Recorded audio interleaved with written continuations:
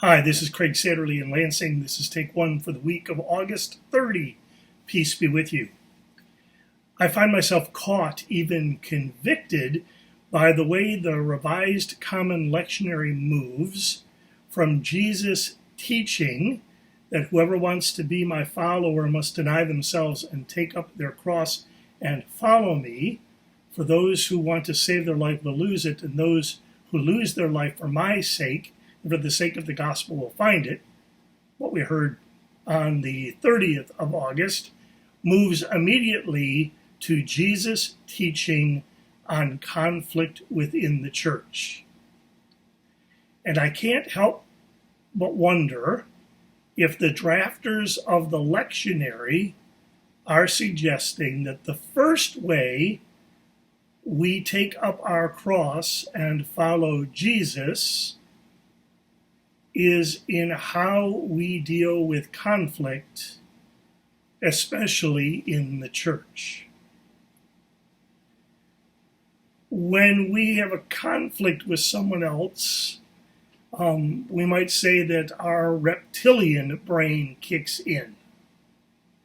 Our goal is to be right, to defend ourselves, to protect ourselves, to find fault with the other, to justify ourselves.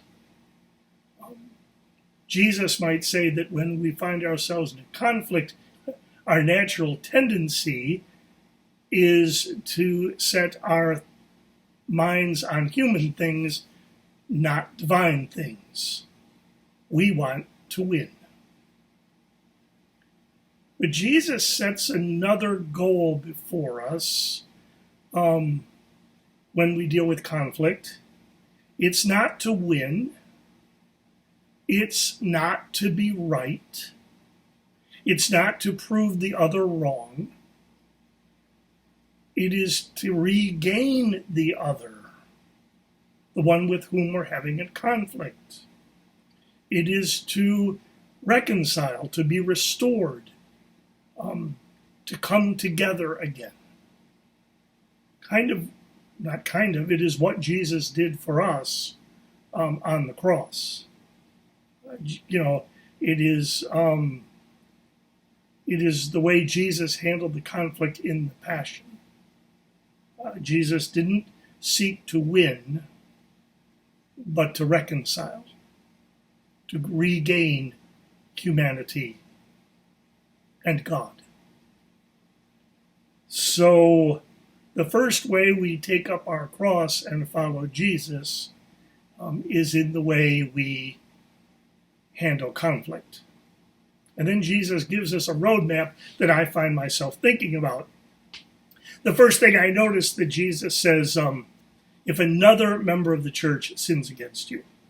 Jesus seems to be suggesting that the two are kind of equal. This is not when there is a power differential, if you will. It's not a parent-child. It's not a student-teacher. It's not an employer-employee.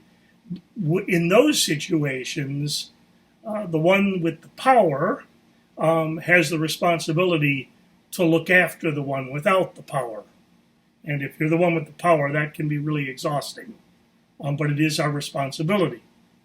So, the employer can't go to the other and say, let me tell you the fault I have with you, in the same way that two people who are equal can go to each other. So I think we just need to know that as we deal with differences of power in the church.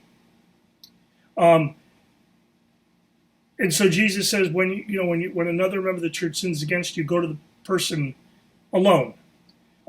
Jesus is fighting our tendency to talk about. We like to talk about other people. That's pretty human and natural. And Jesus is saying, before you talk about, you need to talk to. You need to go to the person while you are alone. And I stumble on the phrase and point out the fault. Because if you go into someone and say, here's what's wrong with you, even if you're alone, the shields are going to go up and you're not going to get anywhere. So to point out the fault is not to blame, but to say, here is the situation, here is the problem.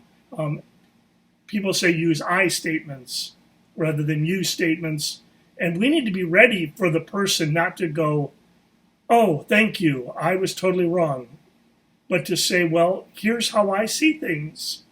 And we need to be ready for that, ready for the likelihood that we have a role to play in the fault as well.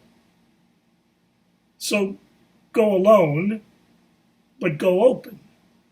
Go with the attitude, again, not to blame, not to point out the fault, not to condemn, but to regain, to reconcile, to reconnect, to make right. Jesus says, if you're not listened to, take another person with you. Now, we don't take another person with you. I have learned to gang up. You and me now are going to tell him or her how they are wrong and point out the fault kind of in a larger audience. I find the other person's job, if I bring someone with me, is to listen to me, to what I say, to the way I'm saying it, and to maybe say, Craig, the way you said that could be getting in the way. Craig, I don't think you're hearing what the other person is saying. So the person you bring with you is not a check on the person that you're pointing out the fault to, but a check on you, a help to you, to maybe say it better, to maybe say it more graciously, to say it in a way that helps you regain the other, right?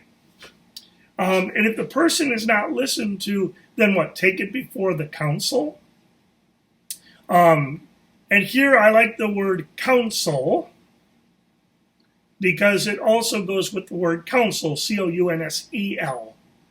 And what you're doing is you're bringing it before others, the council, to gain their counsel, to find a way forward.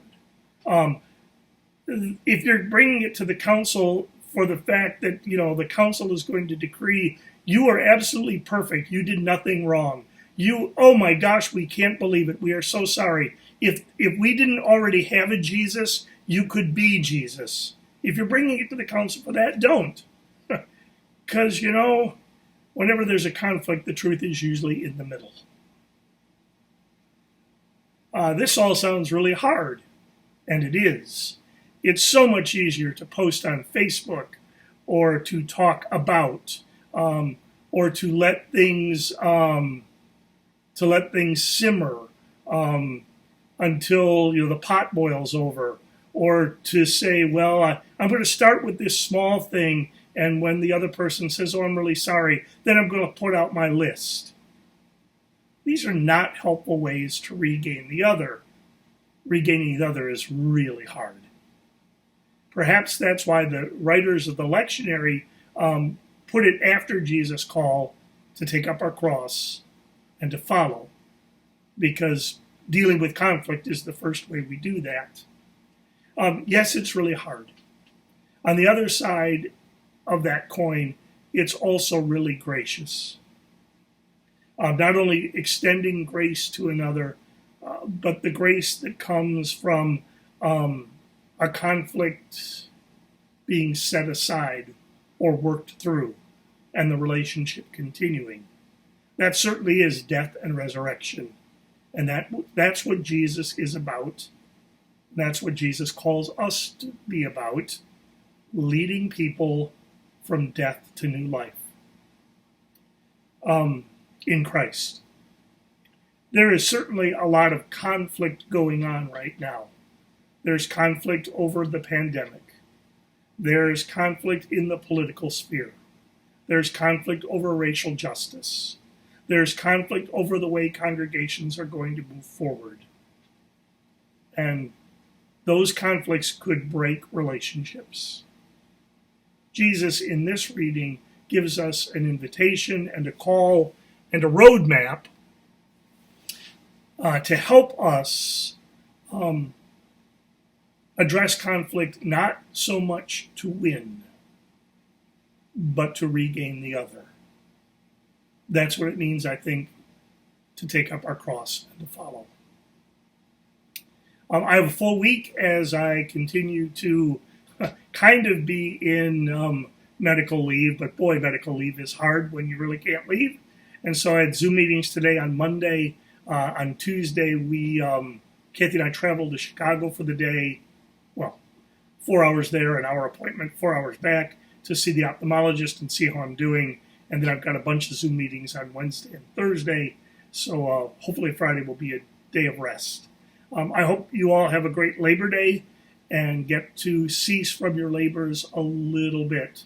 I ask you, please, to be wise this Labor Day weekend, to think about the other, to maybe stay home rather than go. And if you decide to go, to wear a mask and to maintain social distancing, and to do everything we can to keep the virus from spreading, because we're all really eager to get back to life. The peace of Christ be with you always.